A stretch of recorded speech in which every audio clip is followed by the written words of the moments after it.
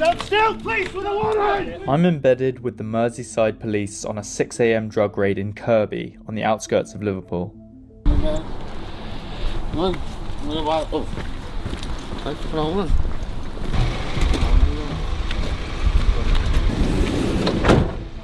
So today we're here at an address where officers have gained entry and arrested a male involved in county lines. So in essence, that individual is in control of a mobile phone device, which we know is involved in the supply of drugs out into communities here.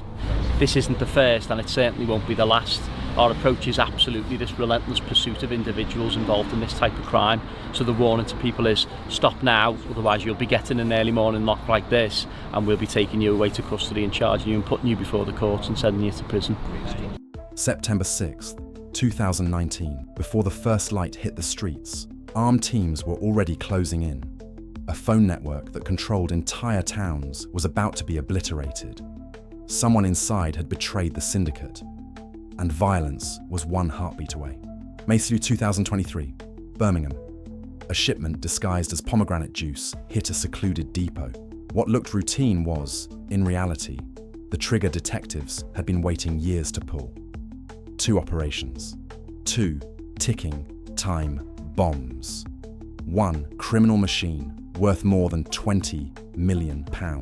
This is the moment Britain's county lines and heroin pipeline were ripped apart, piece by piece, until nothing was left but arrests, chaos, and collapse.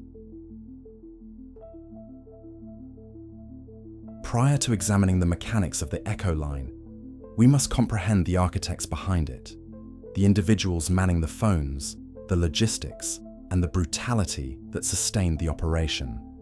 They functioned as an 18-member organised crime syndicate, established on a clear hierarchy. At the core stood Colin Jones, the puppet master. Jones seldom showed his face at the street level. Instead, he utilised an array of mobile phones, encrypted hardware, and the loyal go-betweens to insulate himself from direct exposure. Beneath him was David Rawling, essentially his right-hand man. He governed daily logistics, disseminated orders to couriers, managed restocking when inventory dipped, and resolved internal disputes. When the gang encountered friction, which we will explore shortly, Rawling was the enforcer Jones trusted to maintain discipline and safeguard the revenue stream. Further down the ladder were operatives with specific regional duties. Lee Murray, also recognised as Go or Echo, formerly served as the primary operator for the phone line, though we will discuss his situation in a moment. Conversely, Jack Jones acted as a crucial storekeeper, tasked with safeguarding bulk shipments before they were divided and transported. Keith Firmage, collaborating closely with Jones in Liverpool, facilitated broader distribution, including trafficking routes extending to Scotland. The subsequent tier comprised reliable transporters and local dealers. Sean and Stephen Dooley were counted on for routine runs between Liverpool and North Wales, operating within the ecosystem, but outside Jones's inner sanctum. In D-side, Anthony Stagg, his daughter Tony Stagg, and his partner Lisa Tinson constituted a downstream cell. They managed neighbourhood sales, passed narcotics down the chain, and supplied the vehicles and handsets necessary for street-level dealing. Other defendants occupied more specialised but vital niches. Leon Langford intervened as an operations manager when local dealers were detained. Peter Powell supplied logistical support and phones. James Hughes served as a runner directly attached to the Echo line. Patricia Massingham stockpiled significant amounts at her residence, while Barry Roche was a courier entrusted with multi-kilogram transfers. Additionally, Anthony Fahey managed collections from Liverpool to Anglesey, and Edward White assisted in gathering and distributing orders around Connors Quay. Collectively, these 18 individuals formed a regimented network, one dependent on rigorous communication, a defined chain of command, and a roster of members who each knew their specific function within the grander scheme. The Echo line launched unobtrusively in early 2017. well before authorities grasped the magnitude it would eventually achieve. At that stage, it was orchestrated from Liverpool's Walton district, where Colin Jones utilised two properties as headquarters for procuring drugs and coordinating initial supply missions. The arrangement was elementary at the start. Wholesale quantities were imported into Liverpool, portioned out, and trafficked into North Wales via a small cadre of dependable runners delivering to Connah's Quay and adjacent towns. These initial transfers were modest compared to what ensued, yet the blueprint was already established. Liverpool as the nerve centre, D-side as the marketplace, and a solitary phone number governing everything in between. Police first detected the line's footprint in March 2017, when a raid in Connah's Quay resulted in the confiscation of 25 packets of heroin worth approximately £250. That find led to the apprehension of local dealer Anthony Stagg. But the blow to the network was negligible. The Echo line merely persisted, with the operator redirecting clients and substituting runners as required. It was an early demonstration of the structure's resilience. The removal of any single participant failed to hinder it. Throughout 2017 and 2018, the operation expanded steadily. Orders were processed via a dedicated mobile number anchored in Liverpool. Couriers were sent to established rendezvous spots, such as the underpasses near the sports fields in Connah's Quay, where addicts were instructed to retrieve their purchases. The communication system utilised prepaid burners, swapped regularly, and relied on coded texts. By the summer of 2018, the traffic flowing through the line had surged dramatically. What started as sporadic supply runs had evolved into a consistent daily pulse, with consumer demand enabling Jones and his crew to extend their reach further along the North Wales coastline. As the Echo line broadened its reach, the enterprise transformed from a local peddling into a regimented commercial supply chain, spanning the UK and rapidly blossoming into a system feeding markets in North Wales, Merseyside, Aberdeen, Dumfries, Devon, and Cornwall. The business model persisted as previously described. The Echo line ran 7 days a week. It handled 160,000 calls and messages between April and July 2018 alone, generating up to £2 million monthly. To insulate the business as it scaled, Jones implemented defensive measures. He employed numerous phones, 5 registered, 4 unregistered, and 2 military-grade encrypted devices. These secure handsets permitted him to converse without leaving a digital footprint. Runners also carried multiple prepaid mobiles, rotated frequently to evade tracking. Jones even arranged for properties to be swept for listening bugs, demonstrating his acute awareness of surveillance risks. The inner sanctum underwent polygraph examinations, costing £150 per head, to guarantee fidelity and pinpoint anyone accused of skimming profits. From the exterior, the system appeared invincible, but internally, a singular dispute was poised to destabilize everything. By 2018, the Echo line was operating at maximum output, and Lee Murray remained pivotal to its daily function. He managed the master phone, accepted orders, dispatched runners, and orchestrated deliveries into Connah's Quay and beyond. His station granted him access to the incoming revenue, and gradually, doubts emerged that he was pocketing more than his share. Inside the gang, this was termed simply as skimming, minor sums pilfered frequently enough to be significant. For Colin Jones, who governed the Syndicate with iron-fisted control over earnings and loyalty, this was a transgression he could not overlook. The dynamic between Jones and Murray disintegrated rapidly once the accusations arose. What had been a functional professional hierarchy morphed into blatant suspicion. Murray's role in the Echo line meant he interfaced with both buyers and couriers, leading Jones to question how much cash was being siphoned off before reaching him. The friction wasn't merely financial, it jeopardized the equilibrium of the entire enterprise. Murray was progressively sidelined from decision-making, and duties began transferring to others, including David Rawling, whom Jones increasingly leaned on to steady the ship. During this interval, police in Scotland seized a half-kilogram parcel of cocaine at 69% purity, destined for the group. The package was tied directly to Murray via his usage of the Echoline handset, illustrating how far the supply route had extended.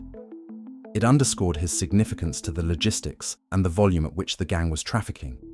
Even as his status within the organization was crumbling, the fracture reached a critical juncture where Jones discussed eliminating Murray permanently. Among the gang, the slang "do a double one" was utilized, a phrase interpreted by detectives as a conspiracy to commit serious violence. What started as mistrust over funds had mutated into something far more perilous.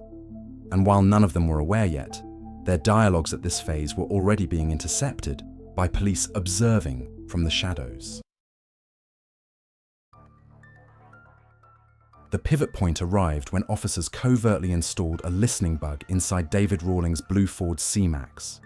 He utilized the vehicle incessantly, meeting couriers, gathering proceeds, and commuting between Liverpool and North Wales. From the instant the device went live, investigators finally heard the gang verbatim. Discussions captured within that car exposed how the network was governed, who was issuing the mandates, and how near the internal friction had come to exploding into bloodshed. Rawling was oblivious to the fact that every trip, every conversation, and every scheme was being recorded in real time. Alongside the audio, surveillance units shadowed the group across Liverpool, Prestwich, and Deeside. Quietly, constructing a map of the drug routes, they trailed vehicles departing the Walton headquarters, observed handovers in known dealing zones, and watched runners arriving at spots where clients were sent via the Echoline. These sightings were corroborated with ANPR hits, verifying the transit of specific cars on supply missions. Every scan reinforced the same pattern.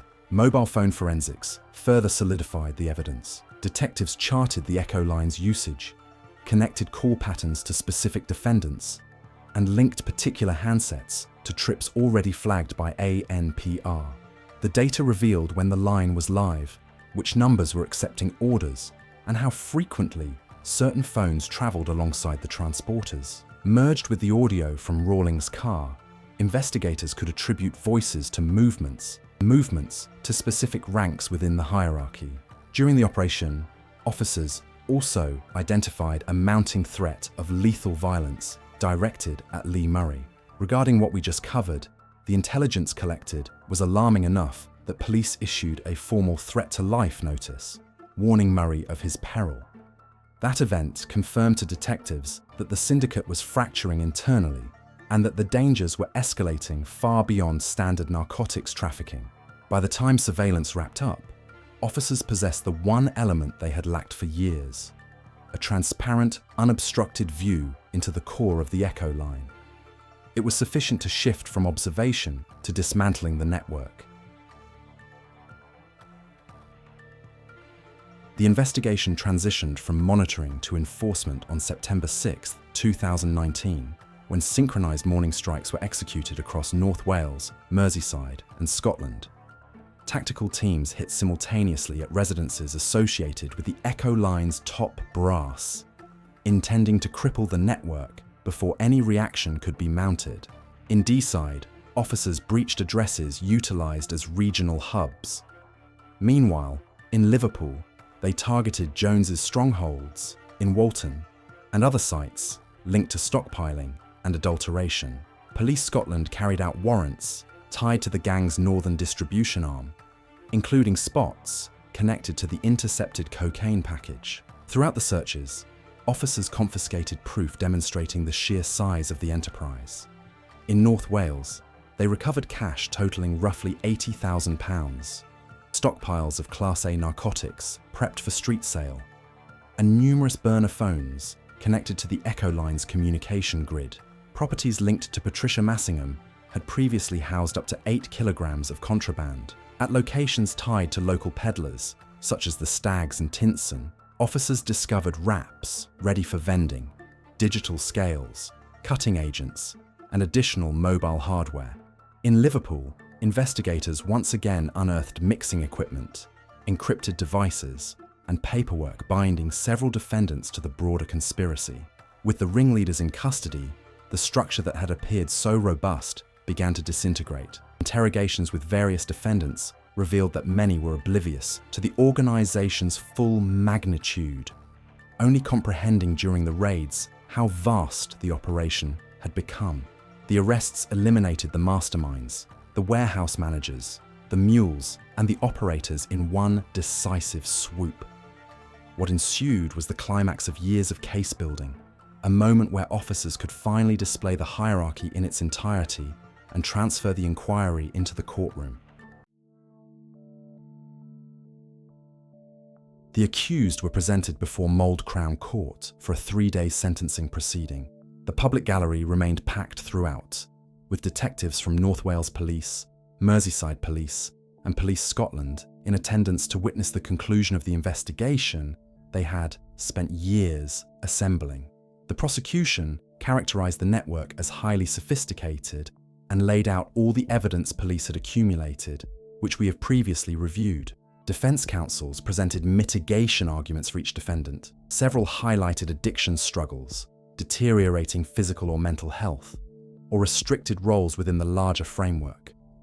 In certain instances, they emphasised that individuals were motivated by their own substance dependency rather than criminal greed. Others claimed ignorance regarding the operation's true breadth, noting that some defendants handled only minor quantities locally and lacked insight into the network's nationwide scope.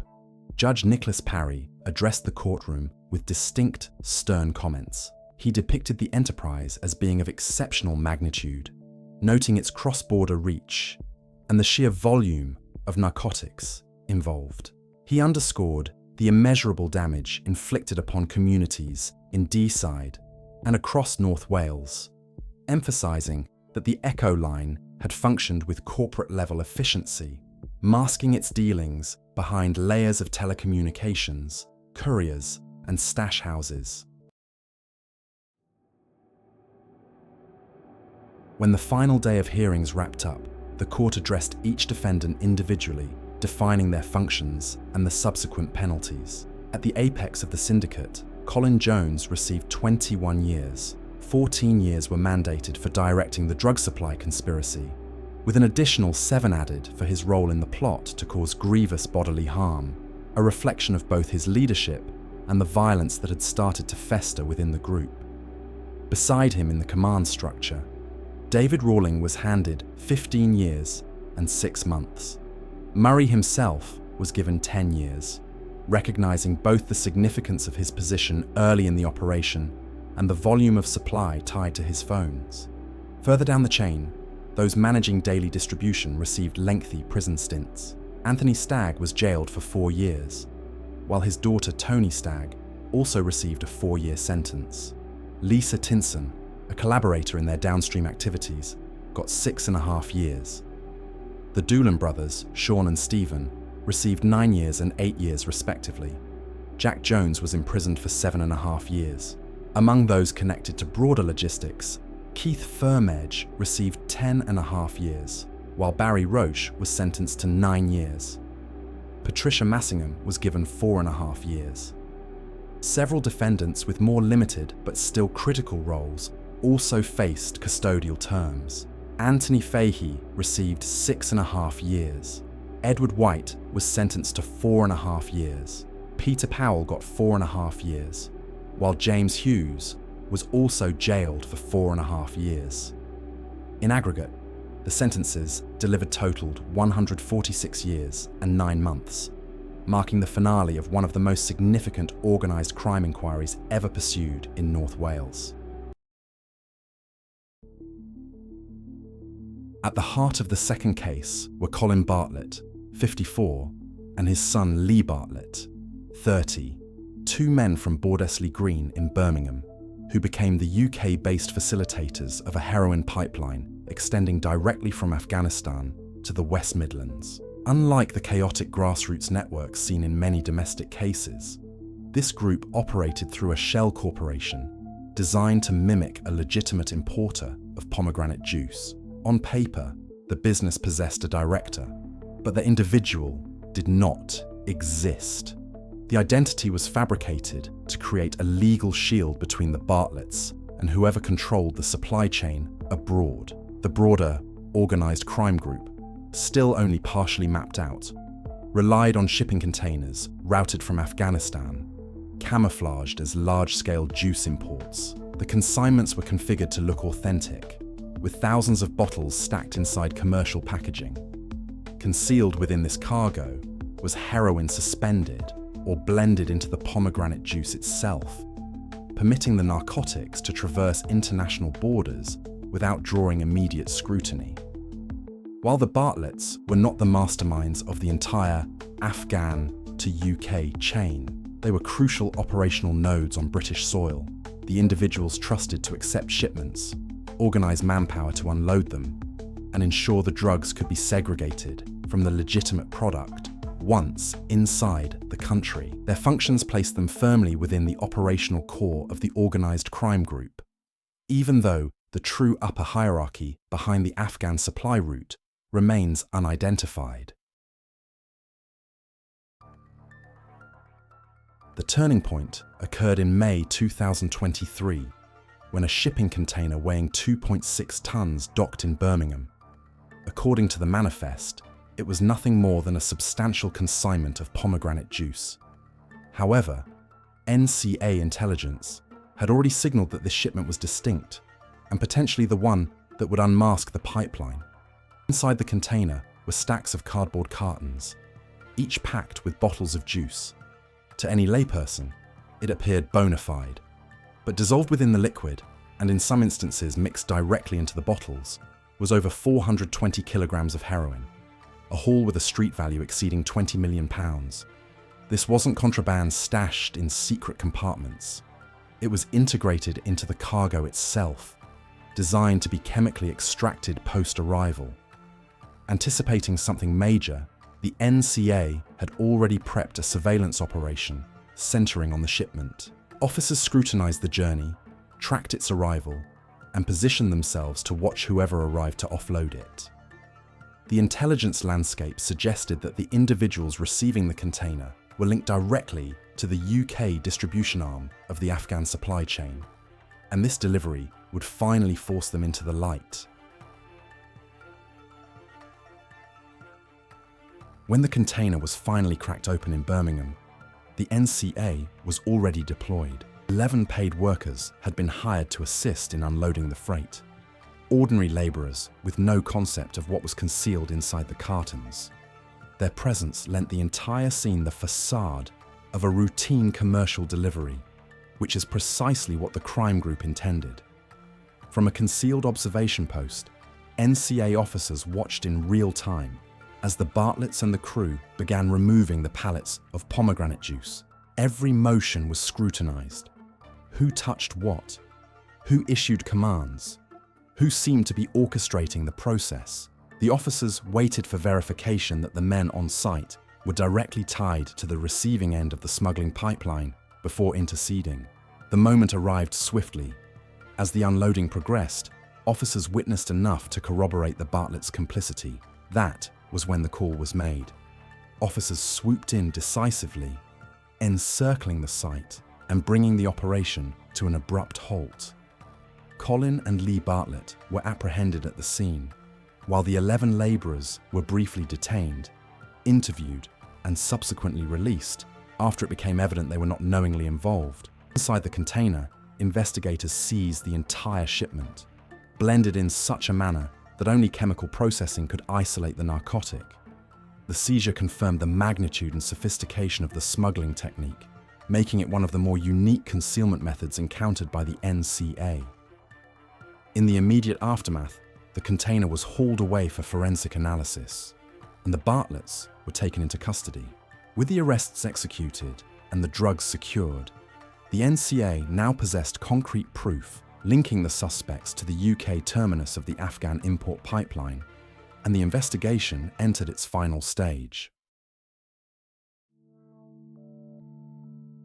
While Colin and Lee Bartlett faced sentencing in Birmingham, 2 other men linked to the same inquiry had already evaded capture. Shamut Khan, 56, and Matiullah Zamankel, 23, both from the Washwood Heath district, were wanted after failing to answer bail in November 2023. Their vanishing act created a void in the case. 2 individuals believed to possess knowledge of how the front company functioned and potentially how the shipments navigated from Afghanistan into the UK. Both men were known to frequent areas around Alum Rock and Shaw Hill Road, neighbourhoods the NCA described as insular, with tight family and community bonds. Investigators believed they might still be circulating within those networks, aided by associates who either didn't grasp the enormity of the trafficking plot or were intentionally shielding them from law enforcement.